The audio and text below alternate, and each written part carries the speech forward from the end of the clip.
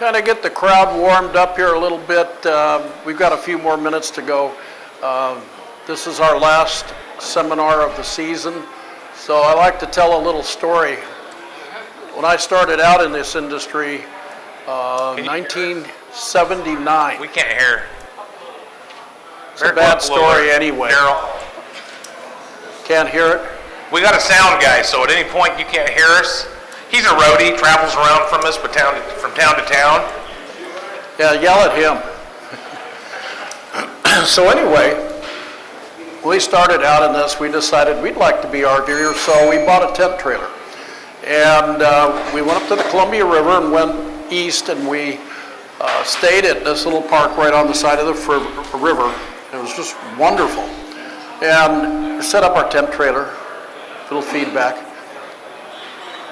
That night, my wife and daughter had to go potty, so they walked up the asphalt, walked to the well-lit restroom, came back, no problems. Next morning, they had to go again, so they walked back, and when they got back, my wife was white as a sheet. And well, what's the matter? She said, last night when we went to the bathroom, there was a big rock in the middle of the walkway. That rock is gone now. So anyway, her experience with a bear was the end of the tent trailer. So we went to a camper. No more tent trailers. There were supposed to be 50 to 60 of you. Looks like a few people have slept in, not too bad. I don't blame them. Well, I hope I sound better on my microphone than yours is. Because yours is really vibrating bad. Yeah. I'm old and... You still look good, though. That's what matters. Whatever. Well, anyway, good morning. Morning. There you go. Welcome to the Dave and Dan Show. I'm Dan. That's Dave Taylor. He is our service manager at the First Street Building, our #1 service guy. This is our Winterize end of the year seminar. We are here to give you information. Not trying to sell you anything, just here to give information. Between the two of us, we've been in it 65 years or so, long time. So I make it up if I don't know it. He actually knows it. So it's mostly going to be his little seminar because he knows so much about this.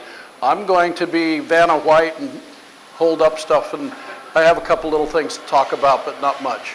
So how many of you folks have, besides you, have diesel pushers or motor homes with hydro-hot or aqua-hot? The hydronic heating? Not really? Oh, that's going to be good. Yeah, maybe you. Okay.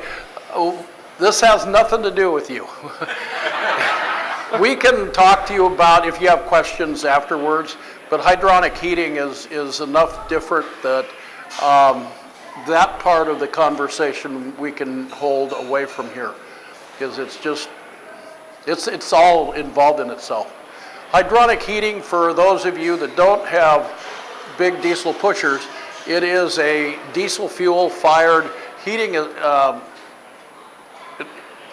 heater. It creates hot boiler fluid, pumps it around, has heat exchangers in the coach, and it also heats your water. So it's a challenge to winterize. With that, I'd like to turn you over to Dave. Okay, you ready for this? I'm all ready. I got a lot of talking to do, so if I lose my breath and fall down, I will get up eventually. Winterizing. This is my favorite one to do besides black tanks. I like to talk about black tanks, but No poop in this conversation. no poop in this one. Hopefully. If you do, you need to come see us. Again, hydronic, I'm glad to see we don't have, usually there's 5 or 6, and trying to explain winterizing with them here is very difficult because it's that much different. So, saying that, you can see I held on to summer too long and I'm in my shirt. So, as I walked outside today, I realized this shirt's probably the last time.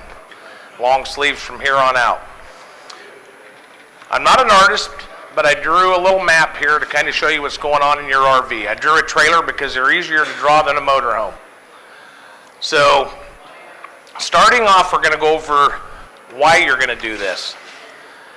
The reason you're going to do this is because every now and again in Oregon, we get one of those winters, and it seems like we're getting more and more of them. I think it's global warming. We're getting a lot colder, longer periods again in Oregon. We're starting to get snow earlier on the passes again. It's been years and years and years and years since I was a kid that we'd get snow in La Pine at Thanksgiving. Now we're starting to get it again. So with these cold days, if we were on the coast and we had 1 or 2 days where we dipped into the high 30s, high 20s, low 30s, that 1 day of freeze really does not affect an RV. Most of the time, that day was 50, 55, 60 degrees. It's at night. So you dip down into that freeze for a very short time. Well, during the day, the sun, or just the UV rays, has warmed up the body of your unit. The sidewalls, the roof, the floor, everything inside is 55 to 60 degrees. So when it dips down below freezing, it takes a couple days of freezing to get that core temperature of your RV down enough to where it's going to freeze your faucets, toilets, valves. 3 to 4 to 5 days of below freezing, it will start freezing full fresh tanks where they will expand up. I've seen them actually expand up to where the plastic tank will hold, the kitchen floor won't. And they will buckle the floor before they separate and the ice comes out. So this is your water heater. This is probably the number one thing we replace, water heaters and water pumps after a long freeze. So what's going to happen here is as soon as Chris Nation gets up on screen and says, hey, we got a big cold spell coming in, everybody that didn't do it is going to get on the phone and they're going to call myself or Dan. And then they're going to be mad because we can't get them in 20 minutes to do this. Because we're going to get somewhere between 100 and 300 calls in about 8 hours, everybody wanting it done. I would love to have that much manpower and time to do them all. We can't. So we're going to have to tell you, hey, go in there, turn your furnace on, make sure your propane tanks are on, turn the furnace on 50, open up some cabinet doors, and run that furnace to keep everything from freezing because we can't do everyone. It's the people that don't call us and don't know to call us or don't know to winterize that we see in here. Usually, after winter, they go out to get in it, and they don't go out to get in it until the night before they're going to go camping. And they start putting water to it, and all of a sudden the wife runs out and screams, we've got water everywhere. Well, what's happened is everything's froze up. Water expands.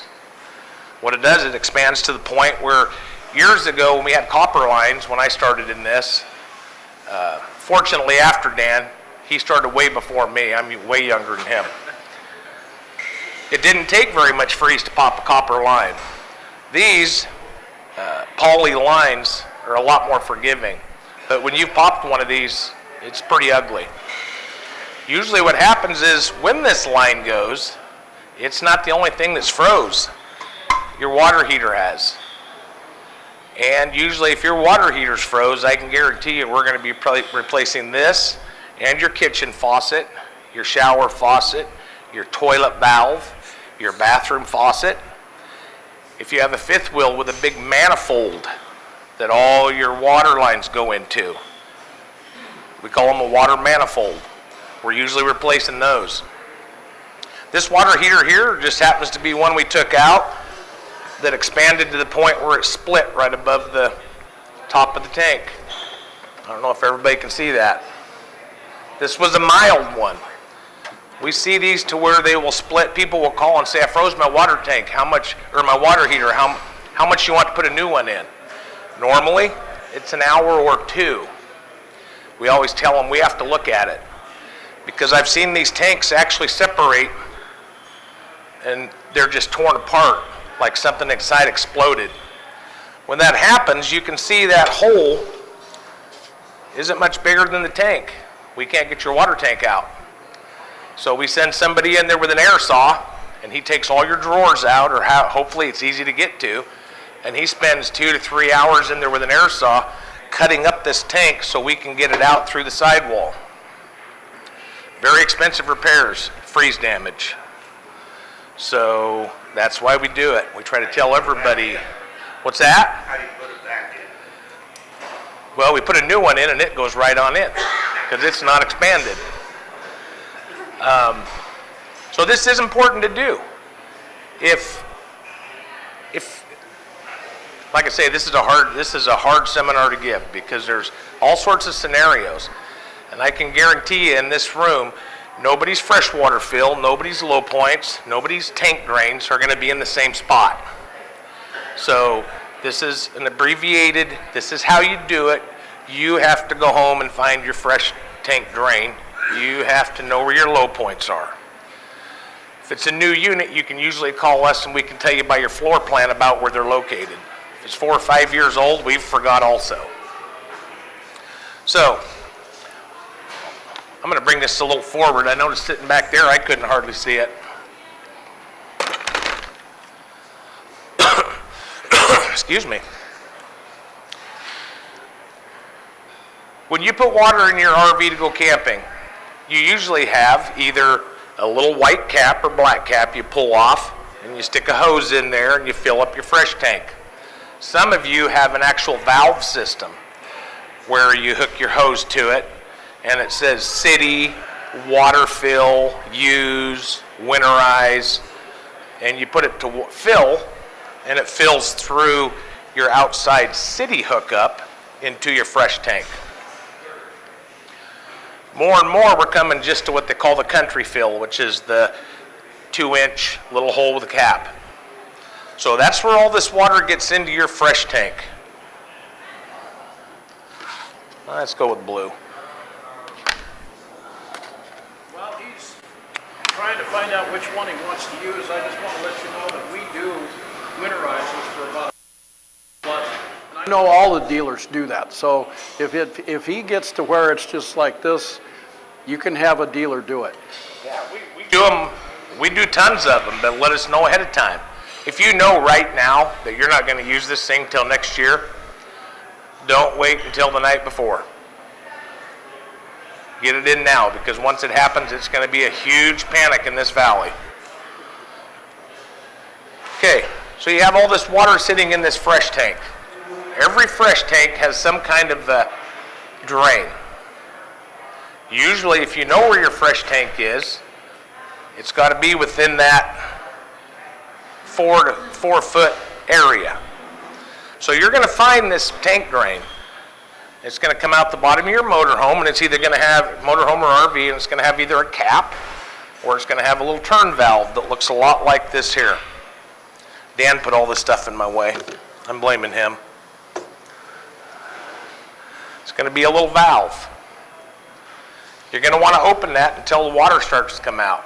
And you're not going to want to do that 5 minutes before you decide to winterize it, because the 30 to 70 gallons of water you have in there is going to come out this little bitty tube. So if you decide to do it 10 minutes before you're going to winterize it, about 3 hours later you'll be winterizing, because it takes a long time for the water to come out of that tank. That's number one, is we're going to try to get rid of all the water we can in your unit just by opening valves and low points. Now, somewhere else on your unit, you're going to find what they call a low point. They call it a low point because it's the lowest point of your plumbing. So there's always one for the hot and the cold. They can be together or they can be staggered. And then we usually put them in the hardest place in the world to get to, right above the axles. A lot of manufacturers mount tanks above the axles because that's the center point of your fifth wheel or your trailer. So just because you don't see it, crawl down under there and look. They can be right up in behind the tire. So you're going to open these low points. So the way this works is the water comes out of this tank through a hose and into a water pump. your water pump, excuse me, I put that on the wrong, goes there, through to the water pump. The water pump's going to pump all this cold water up to your toilet, your faucets, your shower, your outside shower. Everywhere that you turn it on, it's going to put it there. It's also going to put it into your water heater, right here. It's going to put it in, it's going to heat it, and come out as hot water. So that's when we get to the next step. You have these valves. It's called a hot water heater bypass. Most units have them somewhere, and they're usually located right at the back of the hot water heater. Excuse me, water heater. If you don't have a bypass, they are available. All the RV dealers have them. They're about 20 bucks. And if you're going to keep the coach a while, really good a little investment. Oh, no problem. Thanks, Vanna. Yes. So, excuse me? We didn't hear what you said. They're still not hearing Dan. This is a water heater bypass you can buy aftermarket and have installed or install yourself if you're handy. Like I say, if you can't be handy, at least be handsome. So it's worked for me for years. I didn't even get a laugh out of that. Yeah, a chuckle. Maybe they can't. It's early. I'll do better, I promise. I'm sorry. Basically, this is an installable version of what the manufacturer puts in. So what they do is, these valves, the way this handle is here, I don't know if everybody can see that or if I can hold this up. These valves, the way this handle goes is your water. If I shut this off, that stops the water right there. So when you're bypassing, you're stopping the water from going in or out of your unit. You're opening the bypass, allowing this water to come here instead of through the water heater. So that's what I would do next. Okay. Where, are they making those heavier or am I just older? We're older. Okay. Can I ask if that will drain automatically without the pump being on or anything like that? What's that? The water? Well, there's no draining here. This is just bypassing. Oh, just shutting off the front? That's just shutting off. Oh, you drain through the other side, that's right. Right. Yeah, he'll get to the drain here in a minute. So you've opened your outside shower, your tank drain, your low points, shut that off. You're going to come out here. There's going to be some type of a plug in the front. Usually it's metal or plastic. It's usually always behind something and you can just barely get to it. Best thing you can do if you're going to do this is go to Sears or somewhere, buy a socket, an extension about 6 inches and a little cheap ratchet. Put some red tape around it so you know what it's for and just keep it in your little toolbox. Unless you have a full tool set you carry with you already. As you do that, you're going to pull that plug and anywhere from 5 to 10 to 12 gallons of water is going to come out depending on your the size of your water heater. It'll come out relatively quickly. Within a minute or two, it'll be empty. So at this point, this is where we add something in different. Perfect time to wash out your water heater. All the hard metals, all the junk that's in water likes to accumulate in a water heater because you're heating the water. Everything falls to the bottom. So before you start winterizing, grab your hose, turn this on, run it in where that plug goes in and out 6 or 8 times, and you'll be surprised how much stuff comes out of there, depending on the age. I've seen units 6 months old be just completely full of debris depending on where they're going. Yeah? You got to mention you got to release the pressure on the tank too. You don't have to. It don't make it as much fun. With the low points open, you shouldn't have any pressure. What he's talking about is there's pressure, there's water pressure. If you don't open something, when you pull the plug out, it'll spray on you. But if your low points are open, your pressure's already relieved. That's the only time you get to talk today, Ron. I told Clint to keep you in line. Yeah, there you go. I'll drink my coffee.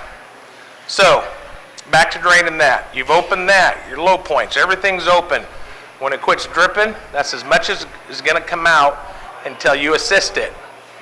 And you're going to assist it with air. So, the next important part, if you're going to do that with air, you're going to go in, you're going to take a stick. We call it a poop stick. I did get it in this seminar. It's a piece of plywood or something, shaped. The top is wider than your toilet mouth, and it's just a wedge. And you usually put a piece of rope or wire through it so you don't have to touch it. Oops, sorry. Thanks. You're going to push your foot feet on your toilet, and you're going to put that piece of wood in there. Of course, it's wider than your mouth, so if you it won't accidentally drop down in your tank. That's going to hold your valve open for your water valve on the side of your toilet.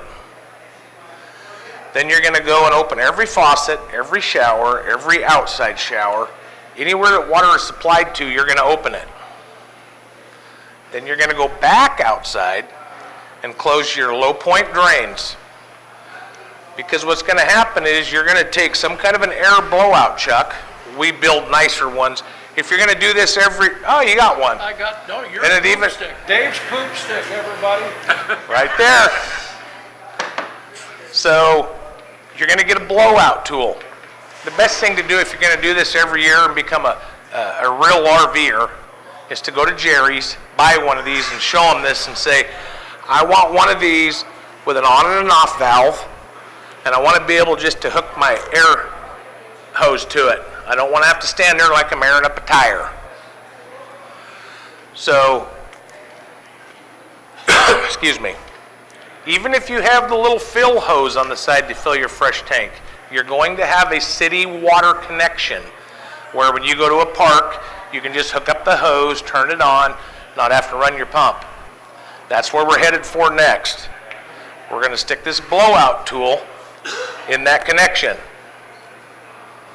Now, you're going to turn your compressor on, get your air pressure up. I know people on YouTube are going to send me all sorts of mail. We run almost full pressure through these systems with air.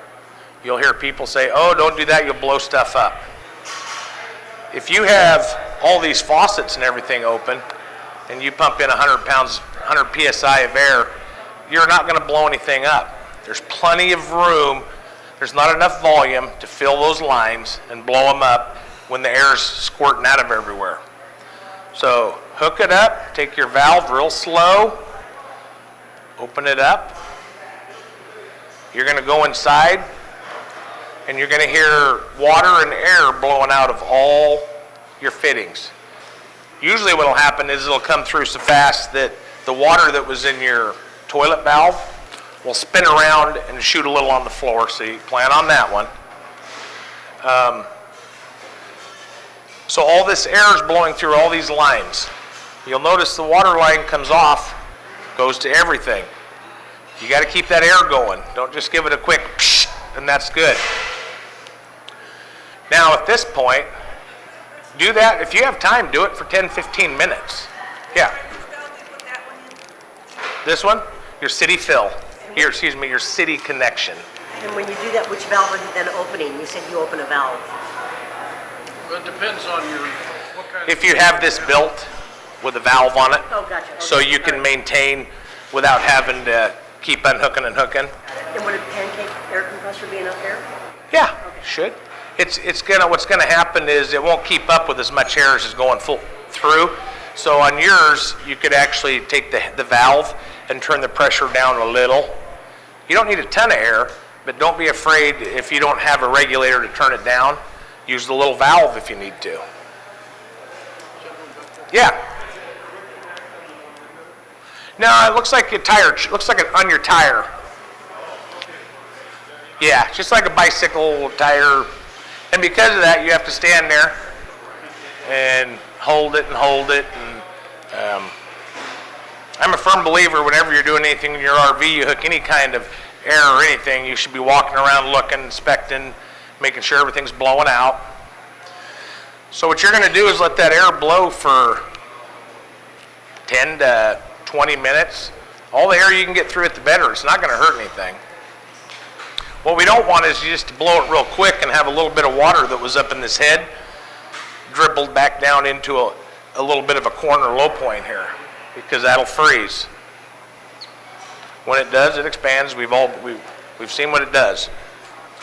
So then you can turn the air off, go back outside, and open, because I had you close the low points again. You're going to open those again, because you'll find that even after they quit dripping, once you start blowing water around in that system, that water is going to find its way to a low point.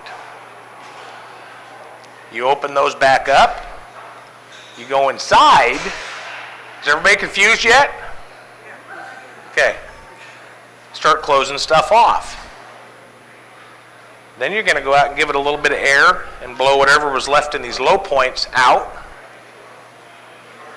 Then at this point, I turn the water pump on just for a couple seconds.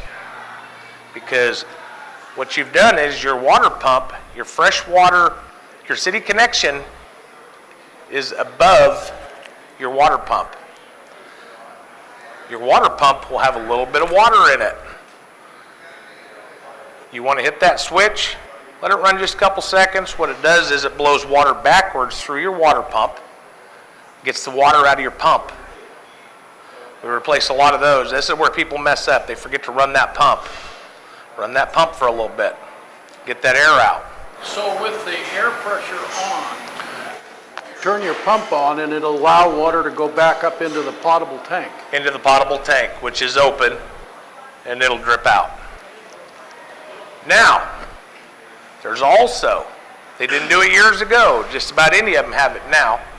Water pumps in newer units, I say in the last 4 to 6 years, have a little clear filter on the end. It's a pre-filter, because they don't know where you're getting your water, but they don't want to have to warranty that water pump because you poured it in with the bucket out of the lake and it's got sand in it. So at the water pump, and usually everybody says, where's my water pump? I tell them, flip the switch on and listen for it, because every floor plan puts it in a different spot. There's that little filter, it's pre-filter. When we're all done with this whole procedure, we're going to go get that little pre-filter and it just unscrews. And it has a black O-ring in it. I know we got a water pump filter handy with a pre-filter. Got my assistant over here going to grab us one. That's the last thing you're going to do is take that off, dump the water out. You're going to go under your kitchen sink and you're going to take off that really cool filter system you had us install. We're going to take the single filter or the dual filters. We're going to dump them out and leave them laying in the sink. Filters, even though we blow water through, a filter system drops water, it comes back up and goes out. So we can blow air across the top, but your filter is going to still have water in it. When that water freezes, you're going to get in there and your filter is going to have a big split down the side. Is this one? Yeah, this is kind of close enough. Yeah, this is great. That's usually sitting on the input side of your water filter. Just screws off. There's a little metal screen inside and then a little black O-ring. You can either get the water out and put it back on so you don't forget. That way you don't have a big fight next spring. You just give it a little snug. If you leave it off and it gets bounced around under the cupboard, always check for that O-ring, because we've had a ton of people. I did everything just like you said, well, except when you picked it up to put it back on, the O-ring fell out, and we usually find it laying right next to the pump when we're trying to fix your water leak. So that O-ring has to be in there. Now, at this point, you're going to go grab some of this pink stuff. It's potable antifreeze. I think that's the boiler. That's boiler. Where's antifreeze? There you go. There we go. Don't mix them up. It's antifreeze. It's potable, depending on who you talk to, what side of the Mississippi you're on. That doesn't mean you need to be in there doing straight shots. It tastes terrible, but it's sweet. I've tasted everything in this industry just to see what it tastes like. Definitely put it up on the cupboard in the garage so the grandkids don't think it's Kool-Aid, just like anything.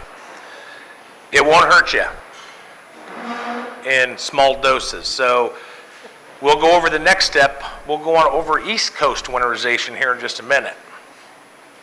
You're going to take this, and this jug you're going to buy once a year. So you don't have to worry about, you're only going to need about a third of this. No reason to keep 2/3 till next year, because you know what's going to happen. You're going to forget where you put it and buy another one.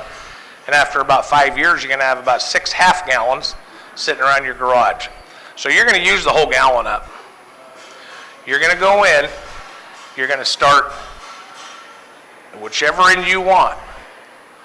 Your P-traps, which are at your shower, your faucets, your if your floors, say your counter's here, your faucet's here, this P-trap's going to come down and drain out like that. The reason for a P-trap, believe it or not, your black and gray tanks smell. Even in a house they have them, because the sewage line to your street smells, because everybody on the block's using that same sewage line. It traps water up to this point so that the smell can't get through the water. It's basically just a water barrier. That water, when it expands, it's going to crack all your P-traps. The kitchen one bathroom isn't usually a hard one.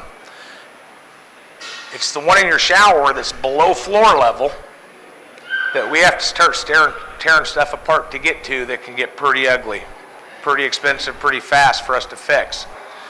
So you're going to take this, you're going to open the top, and you're going to chug some down in each side of the faucet, sink, in the shower drain, if you have 2 sinks. And then at that point, you can put the rest down your black tank if you want. Of course, you're going to empty your black and gray also. That's part of coming back from camping, is emptying those tanks. You're going to dump the rest down a black tank or something. You don't have to be frugal with this. It's relatively inexpensive. And like I say, there's no reason to keep it around for a year. Just use it up. Now the difference, oh, go ahead. Usually Dave says Right here that this stuff stains really bad. Exactly. If you have stainless, it'll actually start to rust stainless. Stainless, believe it or not, isn't stainless anymore. We get a lot of sinks that start rusting. If you have a white or cream sink or shower, whatever you gurgle that doesn't get down in the P-trap, take an old shop rag, wipe it up nice, throw it in the garbage, or wash it out. It doesn't hurt anything. don't wash it out with water. Yeah. The rag, wash the rag out. Now the difference is, everybody says, oh, this antifreeze, it won't freeze. It does freeze. Go ahead. One of the biggest places I worry about is the toilet valve. And so does that blow out with the air? With that poop stick, it does. With the poop stick. So it's constantly going. It's just like you have your foot on the pedal. Okay, so, Keeps blowing air right through it. so just keeping that lid open keeps that out. Keeps that, with that right there, yeah. Some of them have a knife valve in there, some of them have a ball valve. This keeps that open. And that keeps the foot valve open as well. Right. Yes, this is just like using your foot, you just don't have to stand there. It won't let the blade close, which is linked to the valve. So it'll stay open, all the air goes through, and there's no reason to put there's no way to get antifreeze into that. There's ways to get antifreeze there. We'll go over that in a little bit. You think you're confused now? So while he's drinking coffee, Mentioned that antifreeze will freeze. If you're curious, you could put some of this in your freezer. It will freeze. So if it's in the middle of the winter and you Thanks, decide buddy. I you want to go appreciate it. camping and it's like 20 degrees outside, this stuff's frozen solid. The difference is water expands about 10%. This does not. It actually shrinks about 1%. The chemical actually shrinks when it freezes. Yes. Whoop. About that staining property? I'm sorry? Stainless steel? Stainless steel? It doesn't stain it, it'll make it rust. Yeah, it will. faster than just water for some reason. Even stainless steel has other materials in it and some iron. It depends on the number of the stainless, but it actually, they call it a sweat. The iron will sweat out of the stainless. It just starts rusting down in the pores. And, So just wipe it out with a rag. Yeah. Yeah. Okay, yes. On your poop stick, you put that actually in the bowl to keep the little, Yep. not the little thing you step. Nope, this goes right down Put in on the where you kettle look and you down. just drop it right down in. Yeah. And it's very important that it's wider than the mouth of the toilet. My first year of doing this, I decided that a spray paint can would work perfect for that. Oh, it's perfect, just to let the valve rest on it. Well, I went in after 3 or 4 minutes and not thinking about it, hit the pedal before I reached down and I saw the paint can drop down. So I spent most of that evening on my own time pulling the tank out. And of course, it's a black tank. So here I am pulling the tank out so I could reach down in and shake it around and get the tank out, and yeah. So I never did that one twice. Yes? You mentioned stainless rustic. I set our dehumidifier little thing with the crystals in it in our sink and we go along the pipe and pour the water out and stuff. And then I just left it there. And then when we went to use the camper, our sink was pitted. Yep. Especially, we're back to stainless sinks. She put her, like her dries air or her dehumidifier in there. Was it one where you put the beads in it? Yeah. Okay. She has like a dries air. She put it in there. What's that? Now on, I'm going to set that plastic up and make sure to get out and take it. From now on, you just need to throw it away. We got better stuff now. We're going to go over that in a minute. That's what I used to have too, is these dries airs where you put the white pellets in it, and there's always 40 more pellets that'll fit in that thing, and they wind up on the floor and all over the place. Yeah, he's got them up here. And then you always forget it's in there, or you'll hook up to it and forget it's there, and you go in and half the water it's evaporated, plus the chemical to make it evaporates all over the floor and the counter and all that. That got in her sink underneath, and it doesn't take much to start rusting stainless sinks. And it's not that, like he said, stainless is different. There's a difference in stainless. Sometimes they don't use I'm sure when they bought 5,000 sinks to build this year's model of trailer, they didn't tell the guy that was going to buy them, I want you to go out and find the most expensive sink you can find to put in this trailer. He got a bonus because he found a big bunch of sinks that were nice, and they do exactly what they're supposed to do if maintained properly. So, okay, where was I heading? This is my new favorite thing in the world. Damp red. You can hang it anywhere. It doesn't have to be on the counter. It's in a bag. I'm going to open this up. Haha. Parts guys, they love when we start doing this.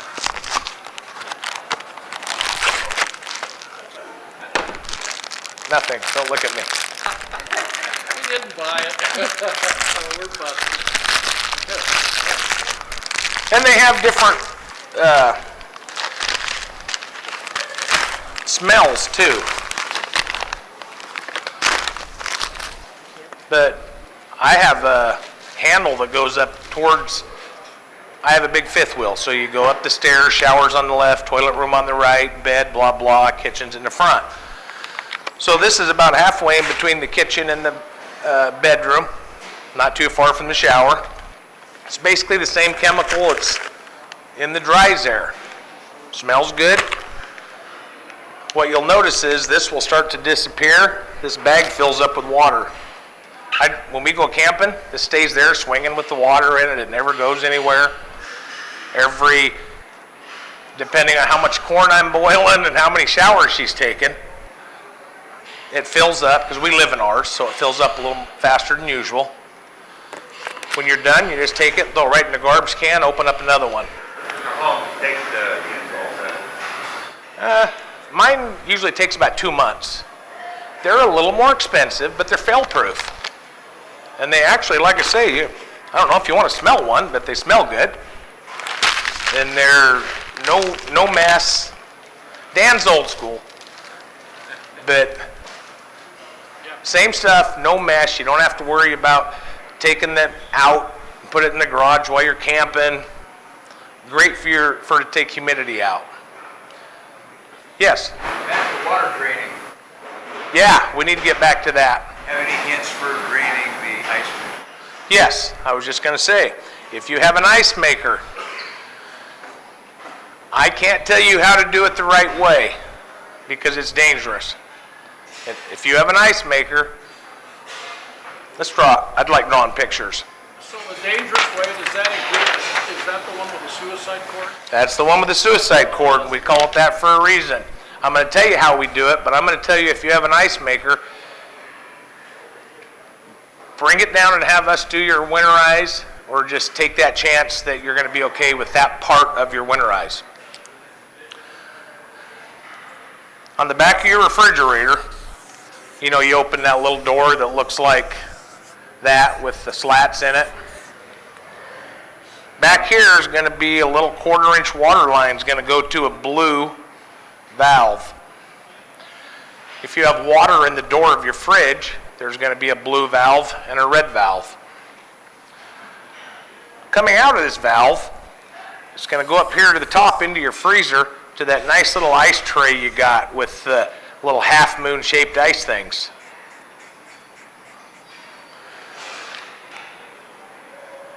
What you can do is take this top valve off, or this top little fitting, and let any of the water that's between here and here drain out. What that doesn't allow you to do is drain the water out from where it's connected to your fresh line and goes up to this valve. So you either have to chance it, or we use what we call a suicide cord, or a widow maker. We come up with all sorts of really cool names for, and all it is a plug-in, so you end off a microwave with a hot in the ground, or your hot and neutral, because this valve, believe it or not, is a 110-volt valve. It's got 2 metal prongs that come off. So we take this recep over here that's in the refrigerator compartment, and we plug into that while we're blowing the air, and we hook up this valve. But you're in a tight spot with 2 live wires going, and what that does is it activates that valve, allows the water to be blown up through the whole system and into your ice tray. Or if you get real handy, you could always invent some kind of a system to blow water at too much pain. For an hour, we'll do the whole winterize, and that includes your ice maker. No, it doesn't. The ice maker. Well, an hour does. It's 0.8, ice maker's 0.2. So it's $89.99. Isn't that the winterize? It's a special. It's $99.99, something like that. And if you have a water filter, we charge you an extra 0.2. If you have an ice maker, it's an extra 0.2, because it requires more work to do all these. So somewhere between 90 and 140 bucks, it's winterized. If you're a person that likes to winterize or camp during the winter, winterize may not be the thing for you. You may want to figure out a plan where that week that it's freezing, you drain all your tanks and you just run your furnace. Sure, it's going to cost you 25 bucks in propane extra, but run your furnace at 50 degrees. Open up the cabinets like Grandma used to do in the house so the kitchen wouldn't freeze up. If you're going to go camping every month through the winter, I'm going next weekend. Then winterizing, de-winterizing, winterizing, de-winterizing gets really old and boring, and it will be a big pain. So winterizing isn't for everybody.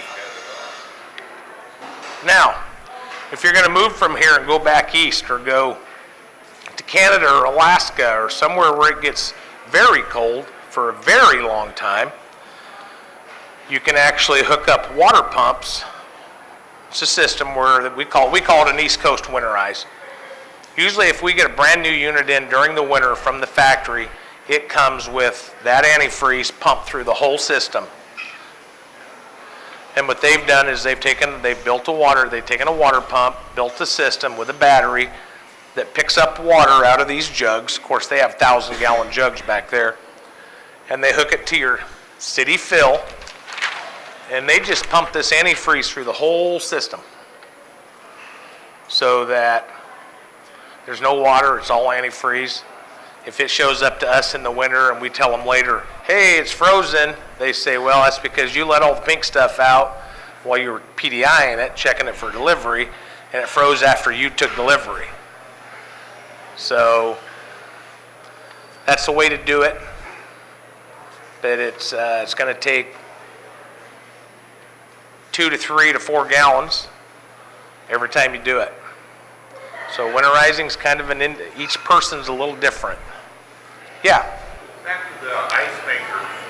Could you, when you're putting air through your system, it probably take 2 people to do it, it's kind of hard to hold air and stuff to fill it, but then you just, like if you're going to get water out of your ice maker, have somebody stand there with that open while you're holding the line? Well, the ice maker is a time valve.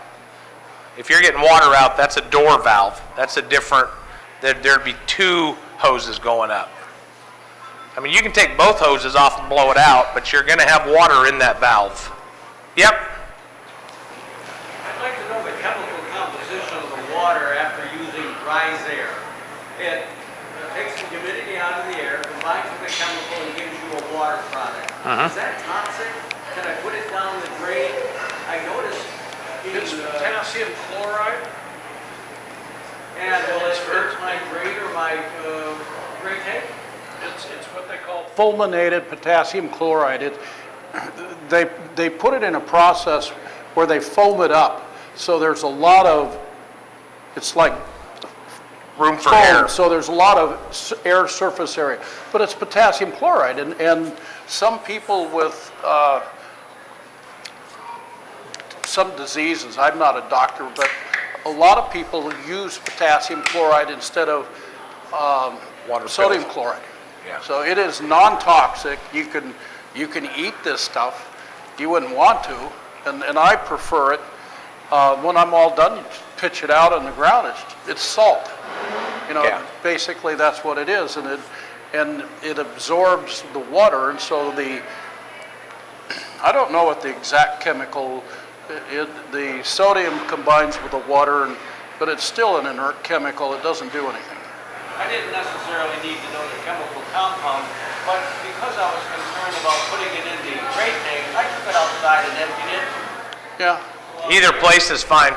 The area around my spill, kind of died. It didn't look very good afterwards, and I was a bit Well, that's because of the salt. Yeah, you don't want to eat that. Because if you ever go in a camper, if you ever leave your camper all winter, I don't care how good you think your salt shaker is, unless you got one of those old ones that I can't find, and if anybody finds them, please buy them for me and I'll let you know. Remember the Tupperware ones Grandma had? And they were pink or yellow and had the snap plastic top? Been looking for them, I can't find them. You'll go in after 3 months of winter and your salt's a block, because that potassium, that salt, pulls water in. Even better than most people think. Even you'll notice your flour that you've kept in there all winter. If you go to use it, your biscuits are going to taste like the inside of that cupboard, because it will pull in moisture. Even though it's not a block, it's going to taste like your Worcestershire sauce and every spring get a new flour. Yes? So go ahead and dump it in your gray water tank. Yeah. Just salt water. Yeah, it's basically salt water. And that's why it pits. That's why it pitted your sink. It's salt, it's potassium. Yeah. On your flushing the water out of your system, if you have your low point drains and your tank drain, they're all both at the bottom of the whole system. That should be the lowest points. All the valves, drain all the water out, you still need to blow it out? Still need to blow, you mean the whole system? Yeah, because what'll happen is this, let's say there's a wheel well here. This, get my blue pen. this water line could actually rise up and go over a heat duct or a heat register, or they're not perfectly flat. They go up and around and over and through, so you'll have these little valleys where water will sit. And that's what you're doing, is trying to get that valley of water out of there. I thought maybe we need enough water in there to, even if it froze, it's gonna expand out into the line. Water, believe it or not, won't always find the easiest direction to expand. It will expand almost the same direction all the time, even if there's resistance. Can still split a valley. Because even on P-traps, you would think the ice would grow up into the sink or out the side. It won't. It just expands sideways and out and splits everything. Yeah? Will the antifreeze in the peak trap affect that? In effect what? Happy camper? Happy camper? I don't know. That's the first time I've ever been asked that. I'm not going to lie to you. We'd have to check that. I don't think so. The only thing they say that really affects it is antibacterial soaps. That's the only thing on the back, and it says that antibacterial soaps. He's talking about Happy Camper affecting, because we swear by this stuff. So I wouldn't think so. But if I don't come up with the right answer, there's a 1-800 number on here. And if he's stumped, then he's in the wrong industry, because he makes it. What does it do? What is happening? It's a toilet chemical for your black and gray tanks. Keep your probes clean. And if you come to the 101 seminar, we get really into depth into black and gray tanks and sensors and poop, and I got like 4 times today. So, real quick on the answer, You're not going to have water in the gray and black tank, but you will have a little of this, like living in the pores in the walls of the tanks, and it usually survives, but you're going to use it in the spring anyway. But Spring when you flush it out. yeah, and put new load in it. But you remember, you get your camp bucket, fill it with water, put a couple scoops in it, dump it down, and let it just lay there. Yeah, but in the winter, there's nothing there. We don't care. Yeah. Yeah. We heard half. Nobody can hear him.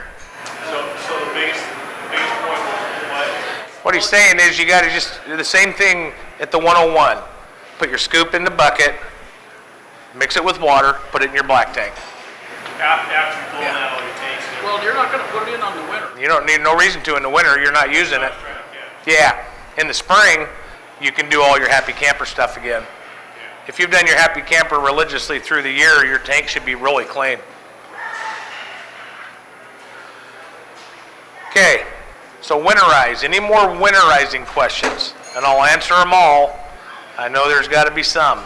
Outside shower. Yep. I mentioned it. You open your outside shower. Go out to your Yeah, just open the valve. Let it hang down the side. Now, if you can't find your low point drains, call and ask. Because believe it or not, in some RVs, the low point drain is your hot water heater. Because what they've done is they put the water heater in a compartment bay door, like on a Class B motorhome. It's below the floor line. It's below the water. It's below your fresh tank. So at that point, your low point drain would be your hot water heater. But your salesman or your service center should know that. Okay. Yes? This doesn't have to do anything with water, but do you leave your refrigerator open? I do if I'm not running it, yes. Most refrigerators nowadays, she's asking about leaving your refrigerator open for winter.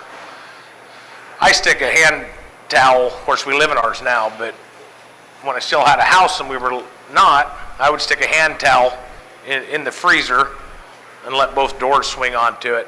Most refrigerators nowadays have refrigerator locks that you pop open so your doors won't close. Who else? What? You getting ready? Because I'm about... I am.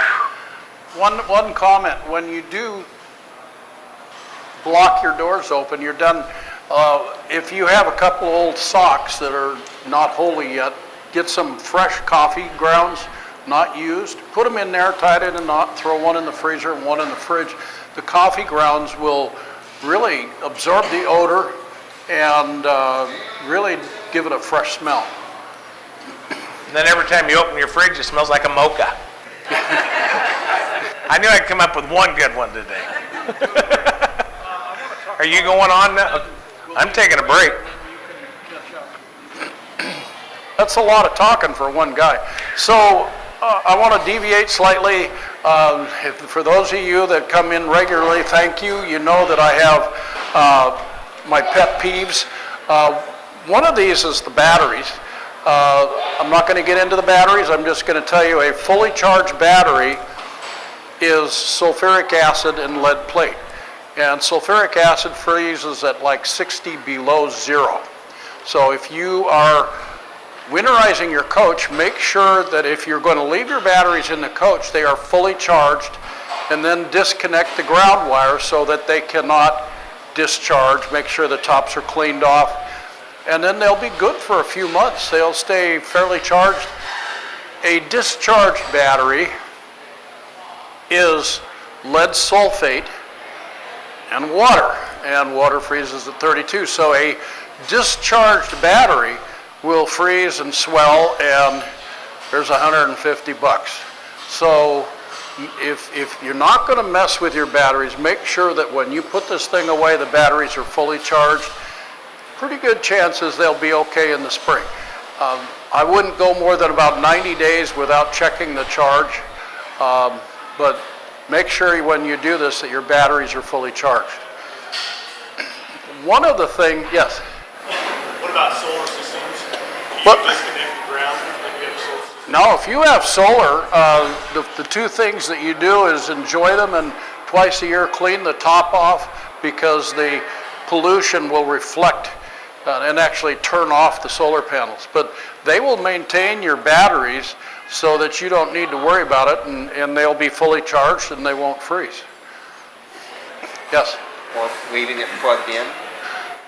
Leaving it plugged in, now we're going down another road. In your coach, that's fine, because your charger is one of the new smart chargers and it won't overcharge it. Leaving it plugged in your case is not an issue. He's all about plugging them in. To me, it's kind of a waste, but it's just click and clack. You do what you want, The issue. If you leave your unit plugged in, you have batteries more often. It's the main difference. A battery, as it's charging and staying float charged, will evaporate the water out of the battery. So the discussion up here is basically, do you plug it in, leave it all plugged in all the time or not? Everybody has their own thing that works for them. For me, I just keep mine plugged in. My battery's always charged. I check the water when I need to, and it's good. Dan likes to just plug yours in every couple months or so, top them off, and then unplug it. But we go camping 8, 10, 12 times a year, so I'm always wanting. Sometimes we go camp when we don't even know we're going camping. We get home and let's go camping. Of course, right now we camp every day. So, Are you better? almost. Okay. The next thing I want to talk about is one of the issues that he and I kind of go back and forth about. We don't agree on everything. We don't agree on most things. So anyway, a lot of people at this point, they say, well, I want to keep my coach plugged in and keep it heated. And I have no real heartburn with that. It's your money. You can do that. The concern that I have is the older homes used to have nice wooden windows, and water wasn't really condensing that much against the frame of the window. RVs, they came out with aluminum windows, and we found in the 60s when you built a home with aluminum windows, we started getting a lot of rot around the windows. The problem is the aluminum conducts heat so much better than the air, so the cold outside air is cooling the aluminum frame of the window. The inside frame of the window is 20, 30 degrees cooler than the ambient air inside. So that warm air hits that cold window frame, the water condenses, and now you have water laying around all of your windows. And that water laying is not good for the paneling or the frame and structure of the RV. So if you want to keep heat in your coach, that's your prerogative, but you need to be very cognizant of making sure that you don't have a lot of moisture in the air. You want to really dry that air so there's no condensation damaging your coach. And yes, I like the old Dry-Z air. It's cheap. I may make a lot of money, but I'm cheap. Anyway, it's good stuff. It's been around a long time. You'd have like 2 or 3, one in the bathroom, one in the bedroom, one in the main living area near the kitchen, and it'll pull that moisture out of the air. And you just put it in a pan, and yes, you have to make sure you dump it and you don't spill it because, it gets in the carpet. It's nasty. If you really want to get away from the salt, there are dehumidifiers. Way back in the day, when I was more involved in the shops, we have, and I think we still have, the big refrigerant units, and you can buy them from Sears, different places, Best Buy, but they're large. They're actually a refrigerator compressor, and what they do is they compress and cool there's a heat exchanger, and they cool that heat exchanger way down, and water condenses against it. We got some fifth wheels a few years ago that had brand new, and they had, for some reason, too much water in the flooring, and they were parquet floors, and the parquet floors were lifting, and the floors were like 20% moisture, and these refrigerator type dehydrators would pull that down to 2.5–3% so that we could put in new parquet floors, and it would take about a week to pull all that water out of the walls and the floor and that, but they do a really good job. And they'd have like a quart bucket, and if you didn't go in there once a day and dump that bucket, you were wasting your time because now you got water all over the floor. They really do a good job. My point is if you want to keep heat in your coach because you're going next weekend, you got to do something to keep it really dry in there. One of the things is you can get little pillows to put on your crank up vents, and that will insulate that, because the vents, if it's cold out, you're standing under the vent, you get a drip of water on your head because it's cold out, it's warm in, and the water condenses on the vent and then drips right on your head or on the floor. So these pillows, and we sell them, they're not much, and they just stuff right up in there and they fit and they insulate it so you don't lose all of that heat right out of your vent. Things like that, you do that, you can keep them dry and warm inside. I'm happy. To rebuild a wall on a coach can be $4,000 or $5,000 easy. So you're looking at a lot of money if you just let that water go. Okay, I'm done as far as my lecture. I won't yell anymore. Any questions? We're good? You want to take a break here for a few minutes? Got a lot more to talk about? I'm done. You told me to keep it. Not talk about batteries very much, so. No, if you want to talk more, because unless there's a this isn't one of our longest classes. It's one of the most confusing for a lot of people. I catch myself while I'm going through this, I catch myself having to go back because it's been 8 months since I've had to do a winterize with people. So I don't know if we want to take a break or just say have a great day. Well, we're going to do East Coast. We haven't done East Coast. Yeah, we did. Where you pump it all through? Oh, I haven't talked about this. Okay. He's got a question. So if we do take a break, it'd be nice if you did point-by-point summary of these steps about the blowout of the lines, because that was not Yeah. quite clear. I can go over again. It's going to be just like the first time. But yeah, I can start right at the beginning again. I don't have a problem at all. Let me give it a try, and then you tell me how I've screwed up. Can you repeat the question? The question, he just wanted to go over the bullet points on the steps of winterizing. So first we want to drain the water heater, take the valve out of the water heater and drain it. And you're going to buy one of these if you don't have it, and you're going to flush out your water heater.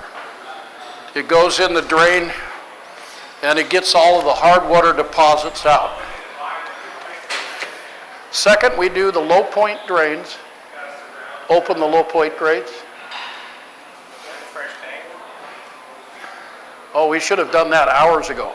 So very first thing is, I don't do this, I'm sorry. First thing is go out the day before and drain your water, or your potable water tank.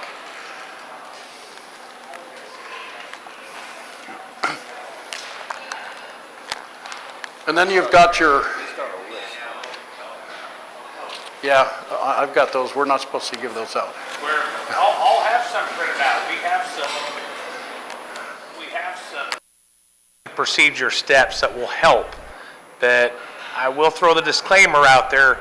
If you take one and you go home and you do it wrong, don't call me and say, I did it wrong, what are you going to do for me? Because that may or may not apply to your unit.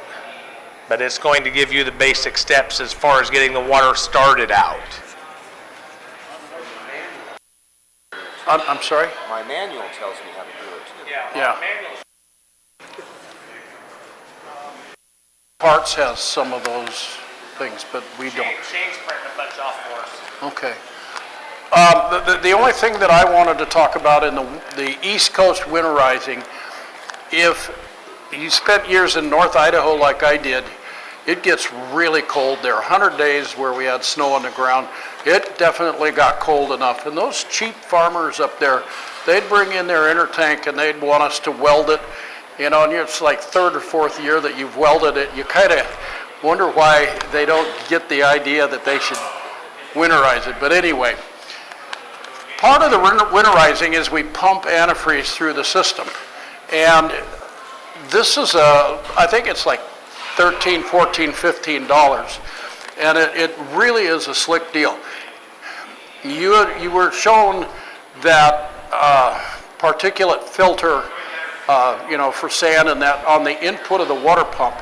You take that off and you put this T in, put the filter back on it, and when you want to winterize, when you've gone through the steps, you turn your bypass on your water heater, you drain the tanks and all of that.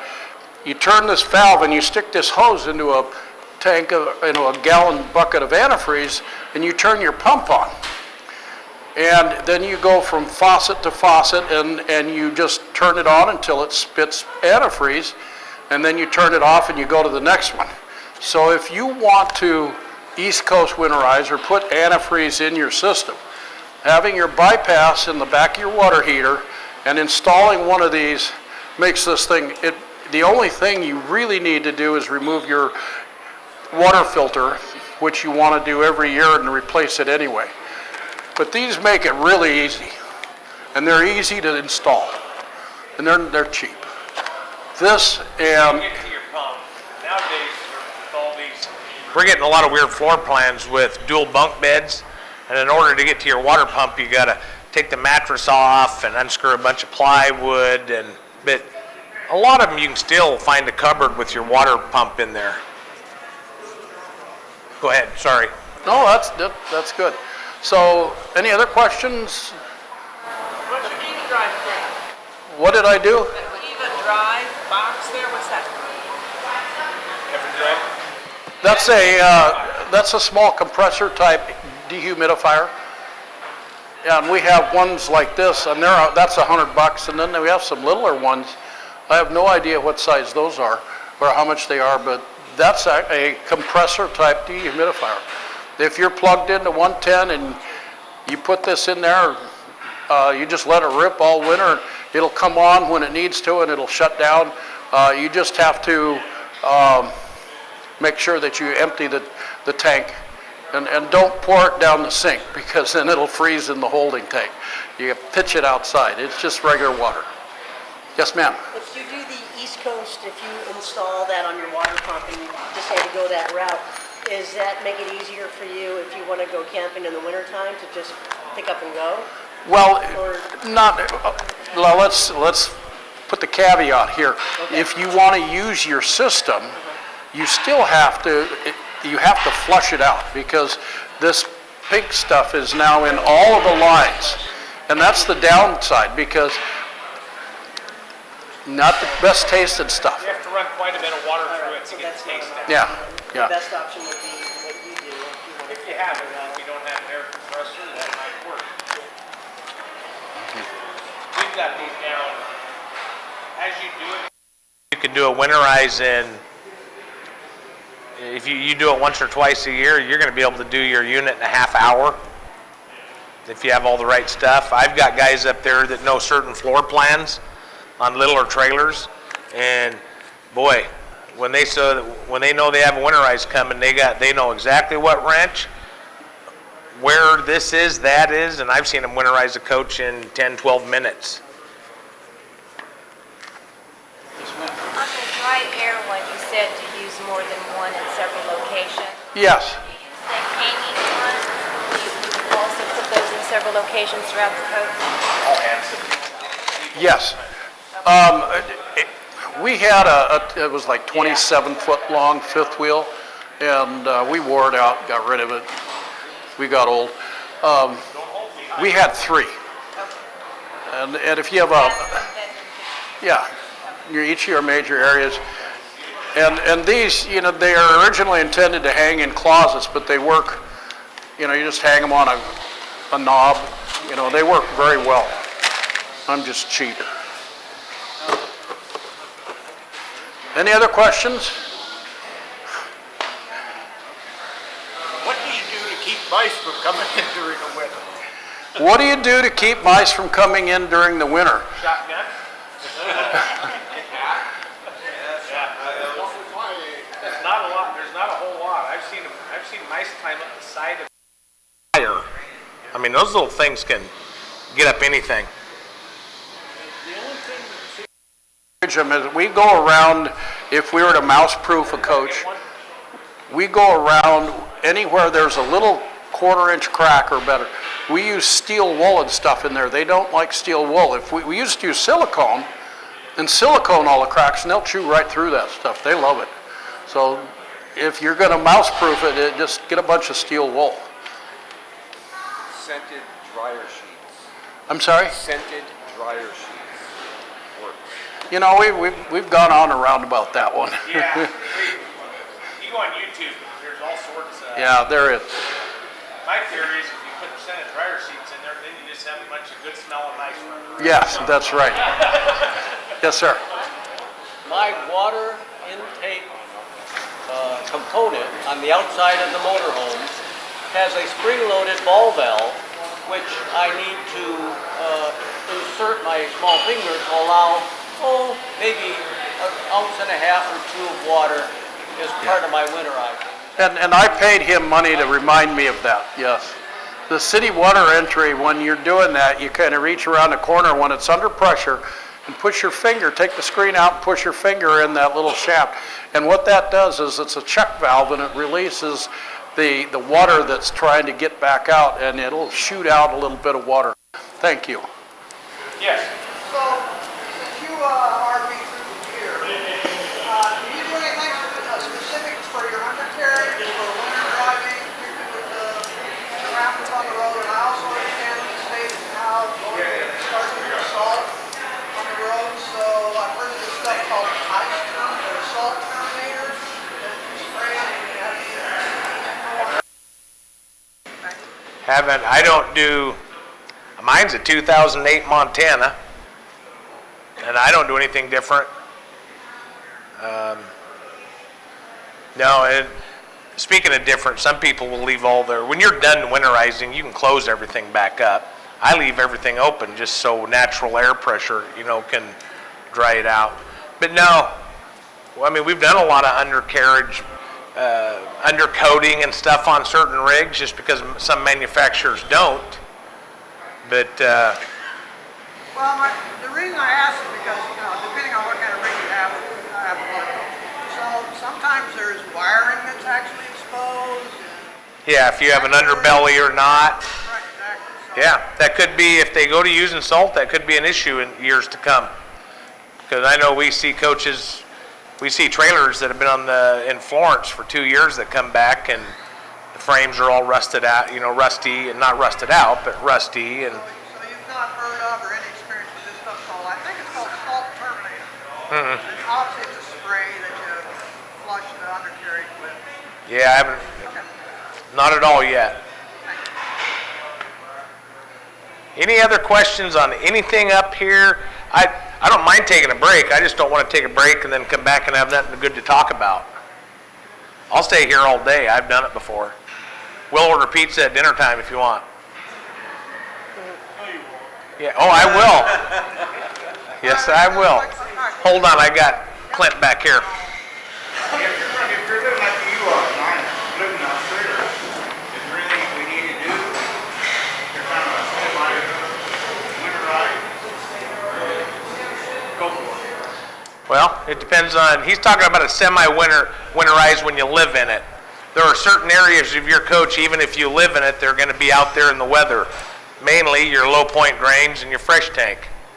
So what I do is, living in it, I fill my fresh tank clear up because this water above floor is going to get some residual heat from us living in it so that this doesn't freeze. Plus where I live, it's high wind for some reason out in Coburg in the winter, and we always lose power. So living in it, I fill my fresh tank so that when the power goes off and the well goes off, I can turn the pump on, and it's like we're camping. So if you're going to live in it, you shouldn't be any other thing to do except just plug up holes and leaks so you're not paying too much electricity to heat it. So again, since you actually go out in the winter, do you run any different kind of tires? Do you run the same kind of tires all year round? Same tires. The only time we don't go camping in the winter is if it's real icy on the pass, we'll head to the coast. Other than that, next weekend we're heading to River Bend, and then a couple weeks after that we head over to Harbor Vista. And you run the same tire pressure all year round? Yep. Yep. Because I drive a lot, I do bearing packs quite often though. Firm believer in bearing packs. I know we're getting off line here, but keep that grease is in those bearings for a reason. And if you haven't done it in a year or so, it's time to have it done. Yeah. Bearing pack, so you don't use a bearing buddy, you just have it packed all the time. A bearing buddy, depending on who you talk to, is the greatest thing in the world or absolutely worthless. I stand with the worthless thing. And I'm sure everybody on the YouTube, because we're being live streamed right now, every employee at the bearing buddy place is going to call me and be upset that they don't put the grease in the right spot and it doesn't get the old grease out. Even though they're supposedly tight, you take, that grease turns black for a reason. And when you take it out and fill it, it's not smooth and nice grease like it was when you put it in a year ago. So you can add a little through this little bearing buddy system, which is a cap that goes on the end of your axle where you can insert grease. Usually what happens is grandpa goes out, or grandma, or grandson, hey, I'm going to help you. And he starts pumping grease, and well, where's this going? He pumps it clear out the back seal. And once he's done that, then of course if you drive like that, we could be replacing your brake shoes. And so the best way to do it is every year, depending on how often you take it, have somebody visually inspect it. And if they're there, they're doing the job anyways. It's $10 an axle or $10 a side for a seal, $5 or $6. If you're going to have it inspected, you might as well have them do the job. Is that a guarantee price, or is that just? Most places have a bearing pack price. We're $99 an axle, $100 an axle, and then plus the seals, which are anywhere from $3 to $8 a piece. So for $120, Max was usually around 240. $240, yeah. As a newbie and I have a trailer 2015, 27. So I You don't have any problems going camping in winter as long as you have your heat on. You're okay. Yeah. I've never had an issue. Most full-timers never have a problem freezing up. Okay. Unless they go Montana, somewhere where there's a lot of wind. Wind is what kills stuff. All right. You can be about 33 degrees forever. When that wind starts whipping through there, then all of a sudden it gets ugly. So a lot of full-timers will actually, that actually live in it in the winter, you'll know those people because they have side skirts on the sides of their fifth wheels. You can see the little snaps every 24 inches. And when they get to where they're going for winter, not all of us run, I love winter, not all of us run to the sun during the winter. They'll have side snaps with skirts to keep the wind from getting underneath. You do that and turn the furnace on 65, make you some coffee and some cinnamon rolls, watch TV all winter. But how low do you worry about it? How cold do you start to worry about those pipes freezing with their... Living in it? Nothing around here is nothing around here. We were even living in it last year how cold did it get here last year? I know we had about 2 weeks where it was into the teens, wasn't it? We lived in it during that, other than blowing through a lot more propane than I thought I would. Yeah. Because I have one of those little fireplaces that's cool, but it's hard to warm up that much fifth wheel with a fireplace. So I burnt through a lot of propane, but I really had no issues at all. I did winterize, if you're a full-timer, make sure to winterize your hose from the spigot to your fifth wheel. Because as long as I've been doing this, of course, I didn't even think of that. Woke up, my wife didn't have water for the shower, I hadn't filled my fresh tank. Guess who was in trouble that day? So I go get me that insulation at Jerry's, wrap around that bad boy, tape it up. We're good. Uh-huh. Any more questions? I'm in the talking mood. Here we go, another one. In an earlier lecture, you talked about greasing the seals on the slide outs. Mm-hmm. And I'm wondering, have you got any tips on how the heck you reach that seal on the top, under the topper of the slide out? Well, he's talking about lubricating your seals on your slide rooms.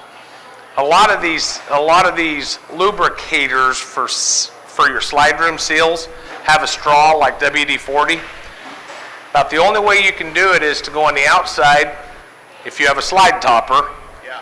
and it's 12 feet long, you can't get to the center, is to shoot it back in there as good as you can, or put the room part way in and go inside and spray it. Thank you. We good? We want to take a break and come back and tell camping stories, or does everybody want to get out of here and go home? See, I know everybody's thinking about cinnamon rolls now that I mentioned it. All right, everybody, thank you very much. Thank you. If you have questions, I'm here all day. Come next year, we're going to try to do some stuff different next year. So I know a lot of you have been here a lot. We're going to try to switch some things up next year if we can make it happen this winter. We're going to be doing some walkthroughs. We're going to do it on big screen television. We're going to actually do, even though you have RVs, we're going to try to do some towable and motorhome walkthroughs where we explain how to use stuff right there.